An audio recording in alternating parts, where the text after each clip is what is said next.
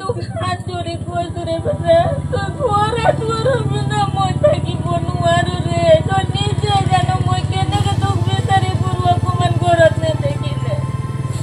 যতে আছো এনেকে আছো তো ভাল করে ঘুরিয়া মুঠতে আর যদি কিবা বিপদত পড়িস মোক কন্টেক্ট হলেও তোর নাম্বার টাম্বার সব মোক করতে আছে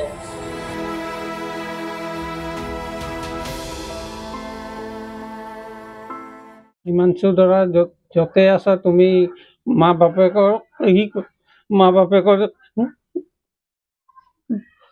বাপেকৰ দেখিছে অৱস্থাটো মা বেমাৰী আছে তেখেতৰ মুখটো চাই তুমি আহিব ঘৰৰ অৱস্থা একেবাৰে বেয়া হৈ গৈছে তোমাৰ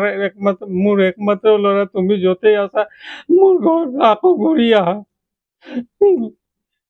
আজি 6 দিন হৈ গ'ল ওলোৱা মোৰ ল'ৰাটো আপোনালোকে য'তে কিবা পাই দেখি পিনি তো এই কণ্টেক্ট নম্বৰ দিয়া আছে আপোনালোকে আমাৰ ল'ৰাটোক আনিব যোগাযোগ কৰিব আমাৰ লগত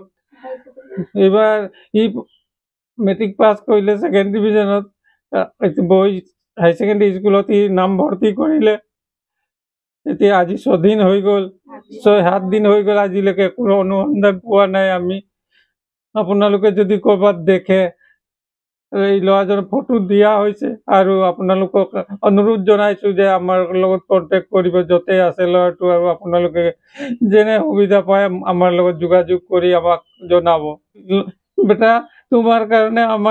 মোৰ সৰু ভনী আছে ভনী মাৰ কথা চিন্তা কৰিব আমাৰ কাম বনটো একো নাই হোৱা নাই খোৱা বোৱা ঘৰ চৌকা জ্বলা নাই